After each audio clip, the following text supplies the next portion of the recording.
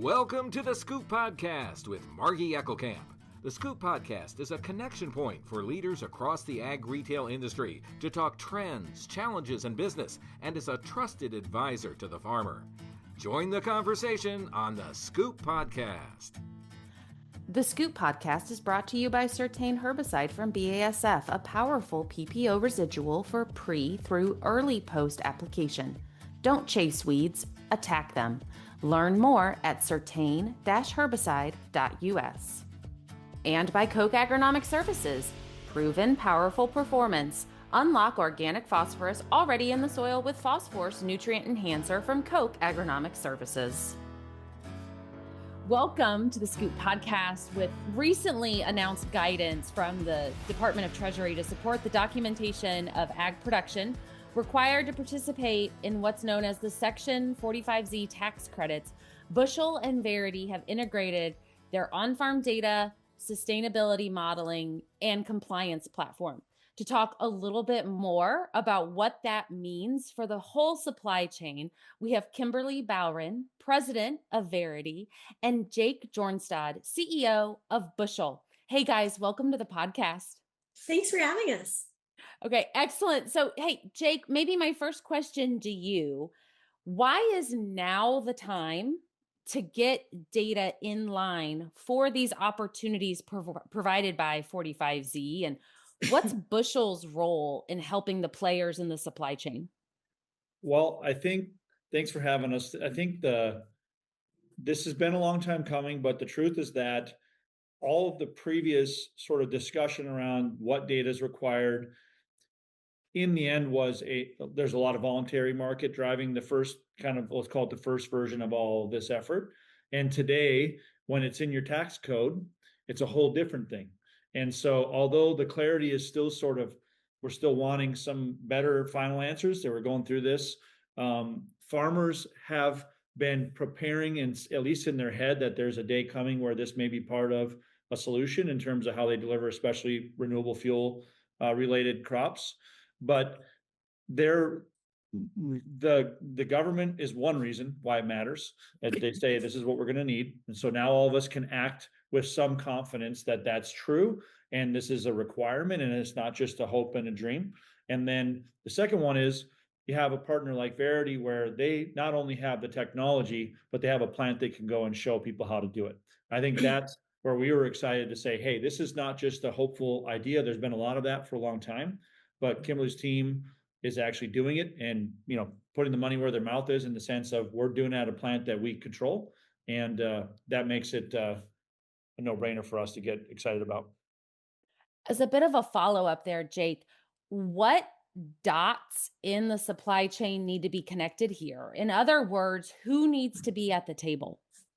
It's in this case right now, it's pretty simple to start. Around the plant, it's the plant themselves that's going to do the tax credit. So everybody kind of forgets how this works sometimes. Mm-hmm. The plant gets the tax credit the following year of proving their scoring has come down. And how you get your scoring to come down is, one, you can improve the plant. In this case, this one that Kimberly's team is working with, of course, is really efficient because it's putting some of the emissions straight into the ground. And so but then the other way to get it down is knowing what the farms around you that are supplying the plant are doing on their fields. And if they're doing low till activities and other less fertilizer, now all of a sudden you have an understanding of what's possible. So you need the plant, you need the farmer. And then in some cases with our platform with Kimberly, it is also the elevator that might have supplied the plant instead. So it's not just the farmer. That adds one more complexity where you've got a buyer in between buying from farmers. And we want to be able to solve both, because most plants are running with commercial partners, the elevators themselves, that are maybe extended out across, because not all plants are close enough to enough. They're certainly not around enough corn to buy it all origination. And so that's one of the sort of pieces that's important here. And in the end, it starts with a pretty simple concept of, hey, here's my field boundaries, my field record for the corn, in this example, delivered to this plant, and what are my basic level of activities. That's a good starting point. We're not getting fancy. And then the Verity platform does a lot of the hard work around the math. So, Kimberly, that connecting thread to all those players is really traceability. And traceability is a mandate for all of this to work as it's designed. So how is Verity helping support the documentation and the carbon Mhm. scoring? Yeah, I mean, Verity's real role is to take all that farm level data, translate that into a field CI, and then take that CI and attach it to a gallon in an ethanol plant so that you have a CI that attaches to that gallon, or not even just CI. We also think about this in terms of different attributes. So, practice attributes. This gallon can go to Canada because it's got all those attributes. This gallon can go to Canada or to California. This gallon can be road ethanol because we don't actually have any farmer data attached to it. And we're going to sell a BEX credit. So our role is really creating that chain all the way through and then giving an ethanol plant that optionality to decide what market is best for me to sell my product in on any given day. And so we want to make sure that it's actual data that you can use at the ethanol plant. We don't sell farmer data. We don't pay the farmers for it. That's really the ethanol plant's area. And we're just really helping make sure that all of that information is credible, that it's auditable, and it doesn't have to be recollected over and over again, which is where Bushel Farm comes in for us. So we briefly touched on the pilot program. I want to ask, what have you learned so far from your pilot project at Gevo's ethanol facility in Richardson, North Dakota? So many things. I mean, I think from the grower perspective, in the Verity perspective, what we've learned is farmers are really willing to participate in these programs if there's three things that are really clear. The first is they're not duplicating paperwork. It's easy for them to do. It's not taking, a whole bunch of time out of their already really busy days. They want to make sure their data is protected. So we want to ensure that they have ownership of their data and that they know it's not going any place it shouldn't be. And then there's a clear economic upside. And so we're learning that workflow is everything. And so if it feels like there's extra admin work, then and uncertain uncertain payoff, participation sort of slows down. But if we can be clear about all of those things, then growers are very engaged. I think another takeaway is just trust. Farmers really want to know exactly who's seeing their data. So we like to be transparent about how that's being used. And that transparency isn't really optional for us, right? We want to be clear about the economic opportunity and the adoption. So that's kind of what we preach to our other biofuel customers and what we're trying to implement for ourselves. I think the other thing, and this is a little bit to Jake's point too, because I think if you're a grower listening to this, it is really important to know how 45Z works. Firstly, the guidance isn't really final. So that creates a level of uncertainty. We're sort of planning for it. Like Verity has been testing and part of the USDA test group to test their models and calculate CIs.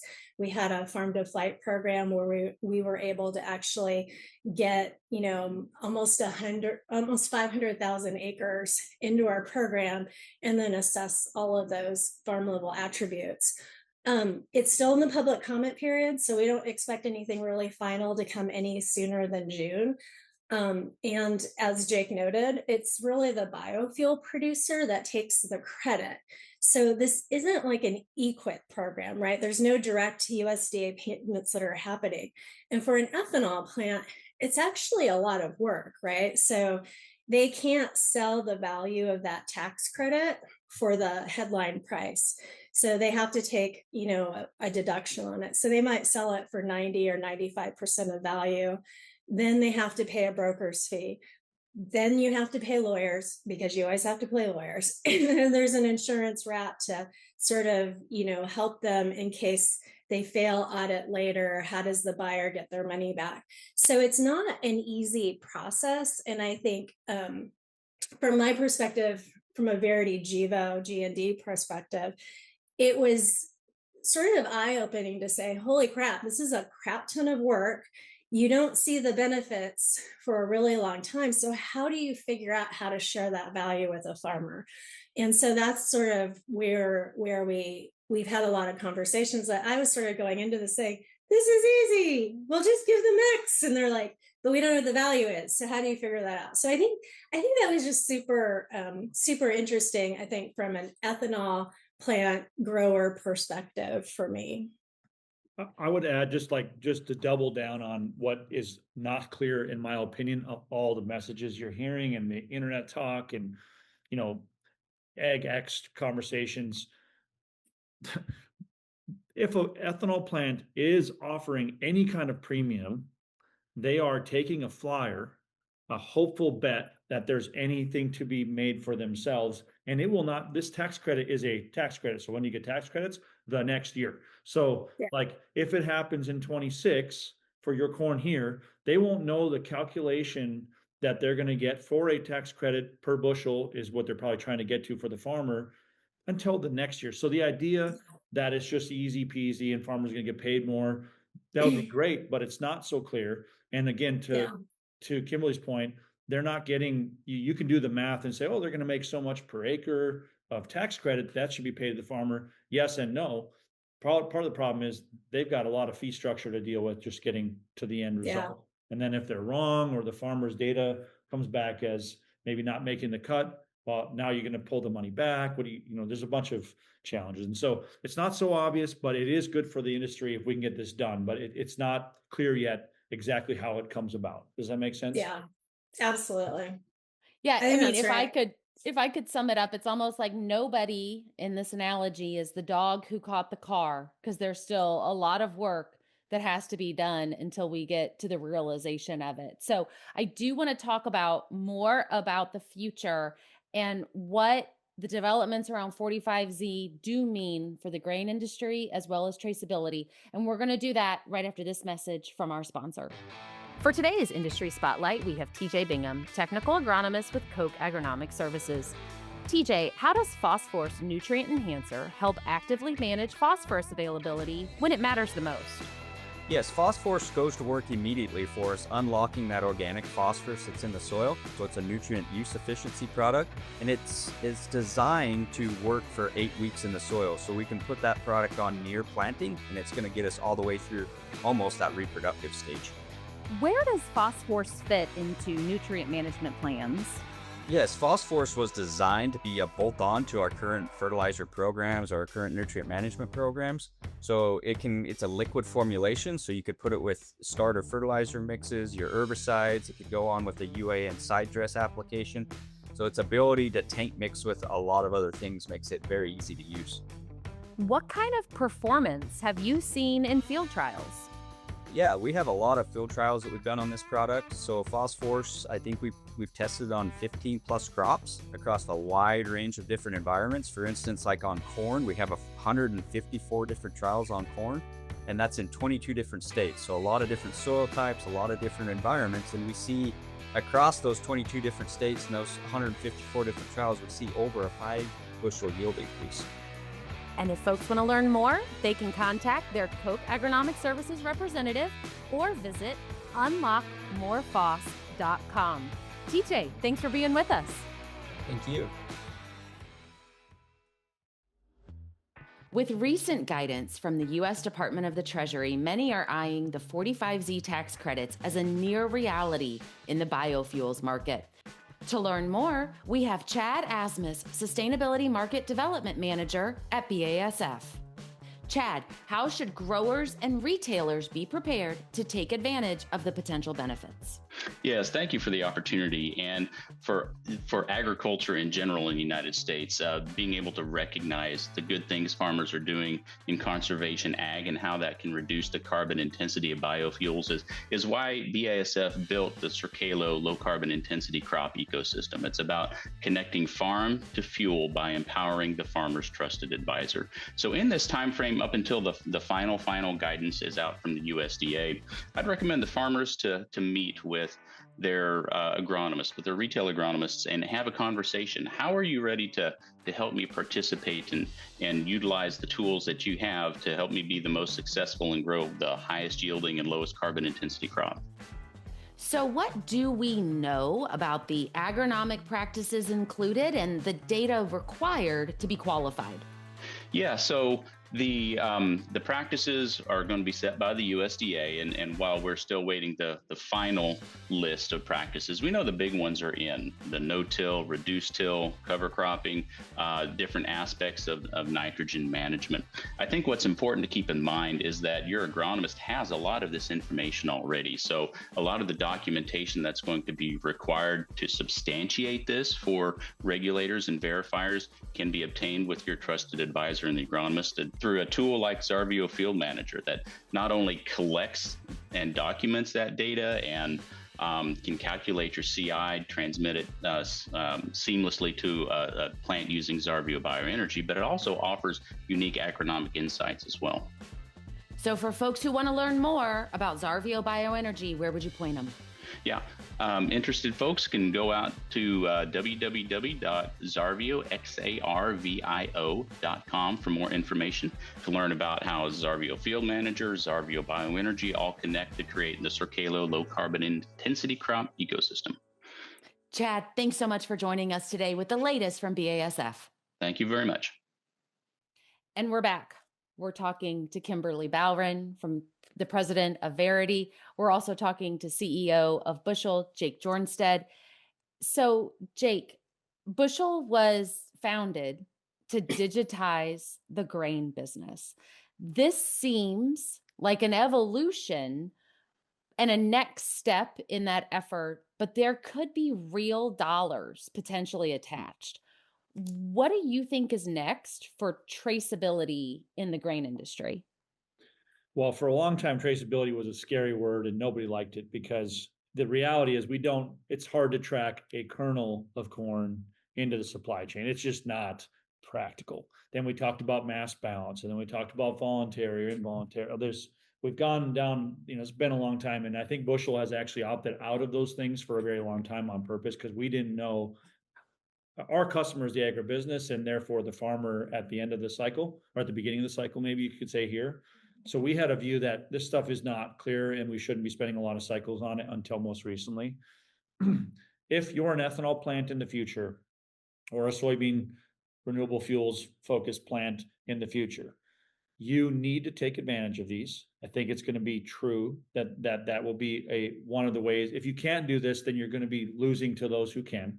And then the second problem is it is the only way to get the documentation is either heavy manual conversation and labor and hoping that that's auditable, or digitizing of the space, which is why we're here. So we think it's right down the fairway in the sense of it's what our customers are going to need. They got to get here. Now, what we're trying not to do when we use Bushel Farm as the entry point for the farmer to put their information in, make it super easy to do that. Connect to some of the main systems. You probably already have field records. We're not asking you to go and create new field records if you're already using John Deere Ops Center or some other tools. But then if you haven't, Bushel Farm gives you a place to do that as well, just for Kimberly's program. And so that's the part where we needed to be a catch-all and not introduce yet another solution for somebody to go and get. If we could try to be, we have 8,000 paying growers in the United States and Canada that are on this platform. Have a lot more free users, and there's going to be a whole bunch more to come now. Hopefully we can serve that, and that doesn't create complexity. But in the end, your field records and what you're doing on your crop, when it comes to at least these crops in particular that we're talking about, that needs to become digital in order to fit the bill. And then hopefully E15 movement continues to happen, and then these plants will have more demand, more opportunity to fix that credit problem. And the corn price can stay strong or get strong again, because there'll be actual national demand for these crops, and that would be a good thing for everybody in that cycle. And Kimberly, for the team at Verity, what are you guys seeing with grain traceability, and what is on the horizon for carbon programs and market-based opportunities? Yeah, we really see traceability as table stakes. We're really moving to that level of accountability, and programs like 45Z and compliance are pushing the industry to get serious about documentation and verification. But I think we also see that within the larger Scope 3 carbon buyer, they're really interested in ag practices. They're really interested in things like nitrogen and water utilization. And so those scope 3 buyers that are starting to talk, for them, traceability is a must-have because there's reputational concerns. And so as long as they have that traceability, I think they're going to be more interested in buying ag-based carbon credits. And that's definitely from a GEVO perspective, where we're thinking about like the BEX credits that we have with our CCS site, is how do you tie ag practices to that credit to make it a higher quality credit and then bring that value back to the farmer? Because we're really strong believers that this is an ecosystem that needs to support, all the way through the chain and back to the farmer. So those are the things that we're exploring. We think those programs will continue to evolve, and that this will continue to be different from probably ethanol companies. So different supply sheds are going to have, different interesting programs that they can work on, just depending on who these voluntary carbon market buyers are in the future. But we do think that market is expanding, because as we get forward to a lot of the consumer product goods companies having their 2030 carbon goals, we think that they're going to be buying more of these carbon credits and supporting agriculture along the way. All right. So my takeaway is traceability used to be a scary word in the grain world, and now it's table stakes. And so, folks, Jake, to you, if folks want to learn more about what's going on at Bushel, where would you point them? Bushelpowered.com. You can find us in just about anywhere there. If you're a farmer, you can learn one side of the conversation, which is about how you can participate in these things. And if you're an agribusiness, an ethanol plant, or you're an elevator that sells into one of those facilities, then Kimberly and I have an opportunity for you. Excellent. Yeah, absolutely. And Kimberly, if folks want to learn about more about Verity or GEVO, where would you point them toward?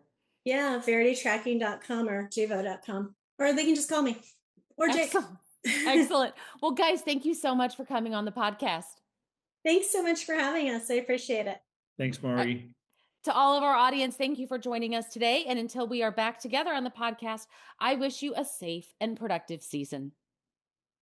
Thank you.